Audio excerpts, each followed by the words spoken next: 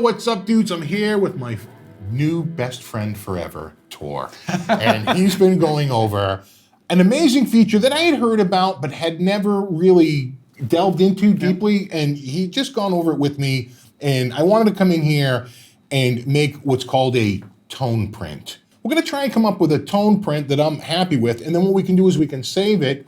And then we can put it up on their website, and if you like what you're hearing, if you like the tones, you know, that I'm getting out of this in terms of delays and so forth, you can feel free to download it and load it into your own flashback. That's pretty much it. Yeah, that's pretty much it. You explained it so well, I'm like, damn, I might be out of a job soon. I think the first thing to kind of consider for you, I guess, is the fact that, you know, we have a bunch of different types of delay. Right. So the first thing to kind of consider is, you know, do you like the more pristine sound of a digital delay, or do you like analog delays, or I go in and out. So I know what you're saying, like, so with the digital, it's a really perfect reproduction every time. Yeah, but we can mess it up if you know. Right, we can mess it up. Add a little darkness. Yeah. Add maybe a tiny bit of modulation or whatever.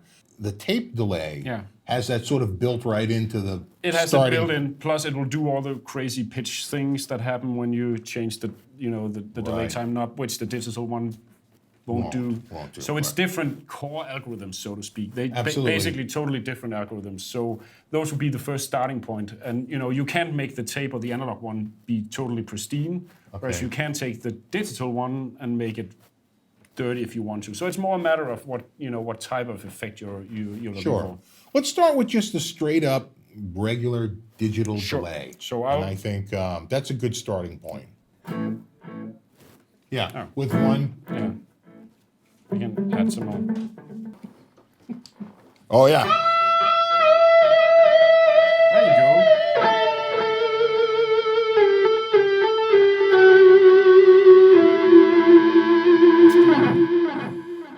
Yeah, that works. I love that sound. I like the sound of that dark matter pedal. And of course, you know, it's like regular metal, 80s metal. What I like to do is start with the tone of the delays. Okay. And the repeats. And right now they're totally pristine. So that means that whatever you play, that's exactly what you hear. Right. So we have in this algorithm, we have a high cut and a low cut. Okay. So let me just add some high cuts so you can hear the difference. All right. I'm not exaggerated crazy much just so you can hear. Of course. So here's the normal. Yeah. So now I'm going to take the highs down. Yeah. Well, let's go through a few different parameters and just, I'll play. Yeah. And you can tell me what you're changing. Yeah. So now I'm backing down the highs a little bit. Yeah, I think I like that. And then we can take the low end and actually remove a bit of that as well. That will give it a little bit more of a nasal sound because you're basically focusing in on the mid-range. Because if you imagine the full spectrum, you're doing this. Right, yes. So you get more of a... Yeah, it's a high pass and a low pass. Yeah, exactly. Oh, I like that. So we can also dirty it up a little bit. So basically add a little bit of grit to it. Okay. And we can go from, right now it's totally pristine, we can go to pretty grungy, we can find some kind of spot in the middle. So this is totally clean. Right. And then I'm going to exaggerate. It's also going to make it louder. But we can back that down afterwards. It's just so we can hear it.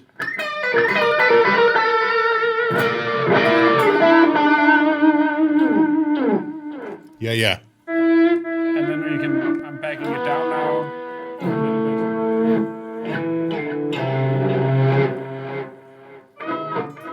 Or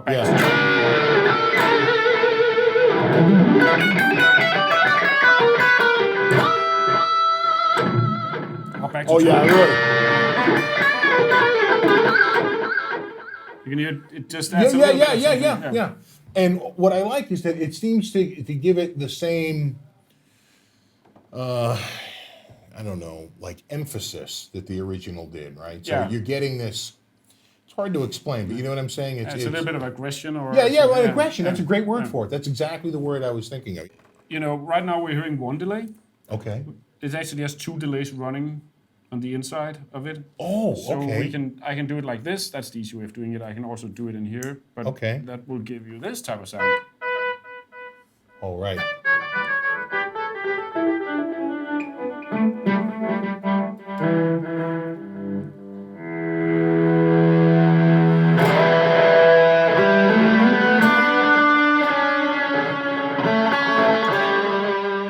That sounds awesome. All right. It gives it a little bit more of that space, right? Yeah. So it opens up. It's a certain, I don't know, like you're saying, like a space, like an openness, like an airiness. Yeah, it's because the two delays kind of work together to create almost a reverb, but it's not really reverb.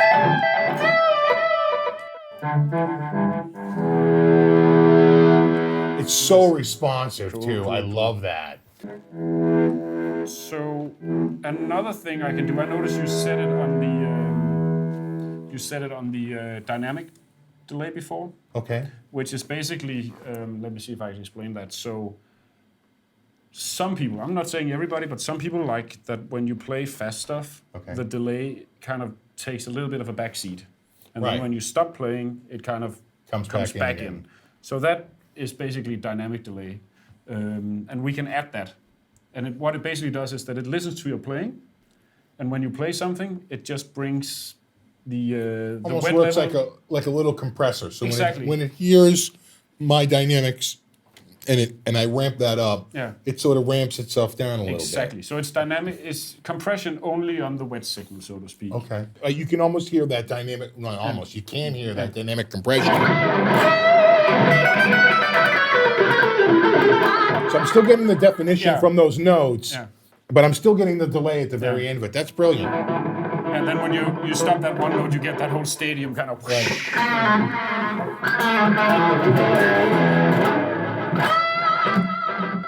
We can add modulation.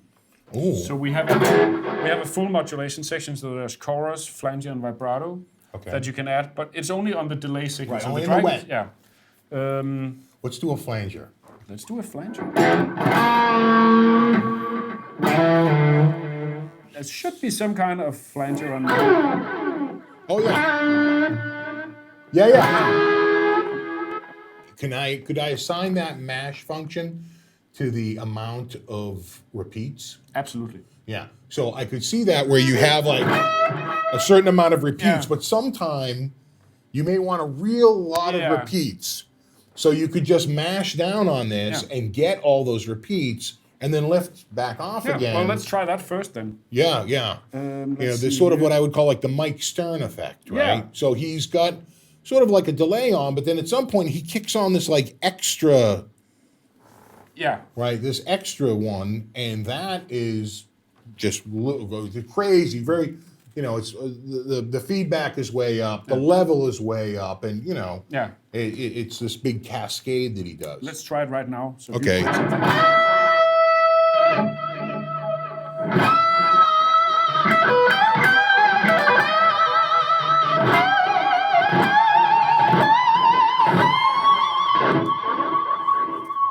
And I hear the flanger. And the flanger's still on it. That is cool. So it's hanging in there. It's hanging in there. And it might be too much, but that's your call. And it doesn't go away immediately. No, I like that. It fades out. Yeah. So let's see now. What I did was, so we still have the feedback going up, and then I cranked up the level a little bit. So let's see if that works.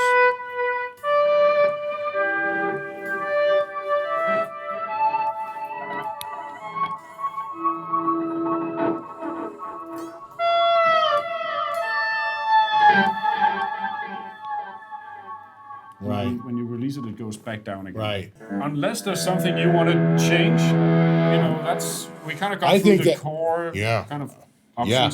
I think that, first of all, I'm really impressed with the sound of it. Cool. I'm like really liking what I'm hearing. Yeah. So thanks so much for doing that. We need a name.